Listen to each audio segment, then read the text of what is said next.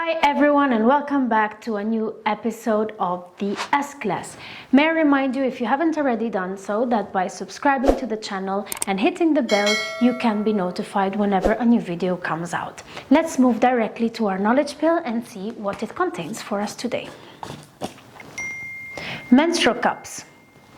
Now, I am aware that there are a lot of taboos going around periods in general, period products, and especially menstrual cups. It's still something that people don't want to talk about. And one of the things that I really want to do with this video is to break the taboo. Let's start by talking about what a menstrual cup is. As you can see here, I have two different ones. It's a cup, kind of funnel shape. It's closed and it has a stem.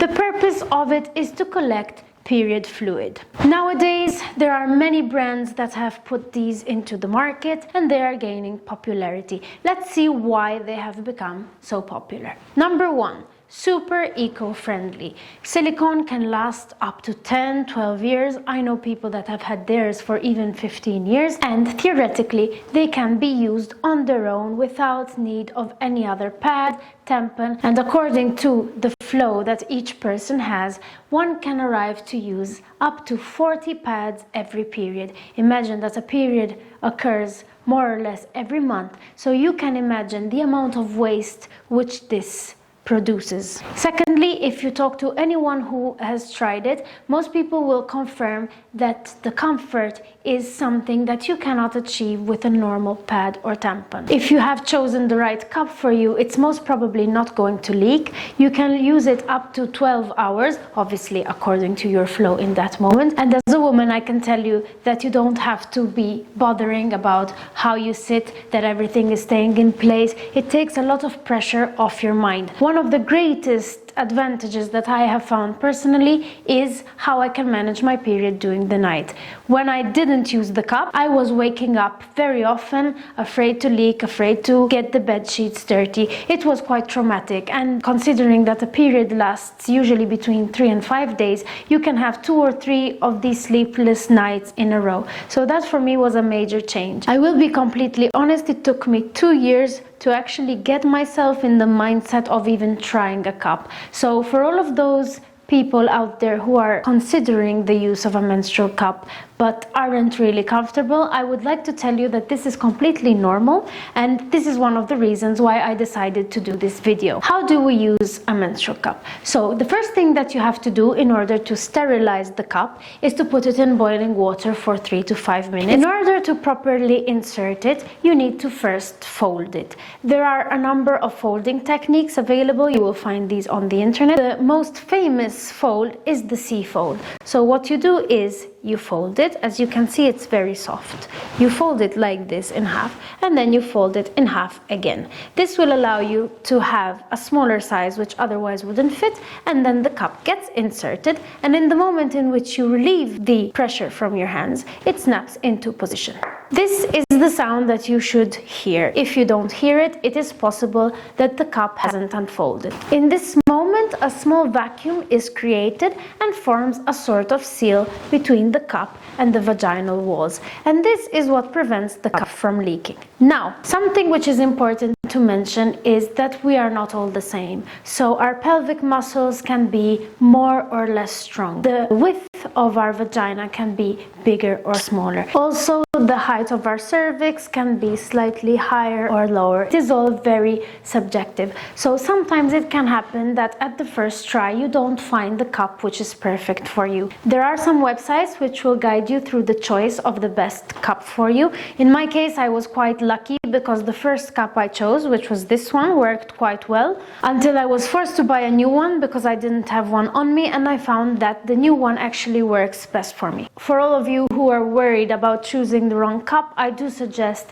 doing some research and getting to know about your body, so how strong your muscles are, the height of your cervix. A gynecologist can also help you in determining the height of your cervix, so that you just invest in one cup which will last you as much time as possible. Another suggestion that I would like to give to people that are trying a cup for the first time is to actually exercise inserting it before your period when you are at home relaxed. If you have tried tampons, you might know that it can be a bit stressful trying to understand how high you have to push it. Your muscles start to tense up. There are a lot of thoughts that start occurring that you really cannot control. People are scared that it might turn around, that something might happen. Nothing is going to happen. There's nowhere it can go because you have your cervix and your uterus. It's not going to start roaming anywhere. It's quite a big object, so it's not going to get lost, I can assure that. I know that there are also a lot of people that get grossed out by the idea of having to collect their own blood. First of all, it's completely normal. All of the people menstruating out there cannot do anything about it, and I'm sure that most of you will agree that if we could do something about it, we would do without. It's not an enjoyable moment, but it's a natural occurrence. So once that is accepted, we need to start getting more confident with our own bodies and knowing ourselves a bit better. One thing which is really shocking when you start using the cup is that you realize that you don't really bleed that much. It takes quite a number of hours for this to fill up. Of course, it depends on your flow, but with pads, it actually seems that you're bleeding much more than you actually are. Usually, a cup contains between 8 to 12 ml of blood. It's like a nail polish bottle. It's really, really a very small amount. Secondly, this gets completely hidden. So when you go to the toilet, you sometimes forget that you're on your period, unless you have, of course, physical symptoms. But you don't see the blood right there on your pad staring at you. So to me, it's actually less stressful, and I think less about it rather than more. Speaking for myself, in my heavy days, I need to empty it every 4 hours, but then I can really go up to 12 hours on my light days. So I empty it in the morning and I empty it at night. So I end up handling many less times compared to when I was using pads. And I think that a lot of people can relate to that. In order to remove the cup, all you have to do is reach in, pinch the sides, removing the vacuum seal, and just pull down. And it's going to come out very easily. Empty the cup, rinse it, and then you can proceed to fold again and reinsert. Once you get used to it, it only takes a few seconds to complete the whole procedure.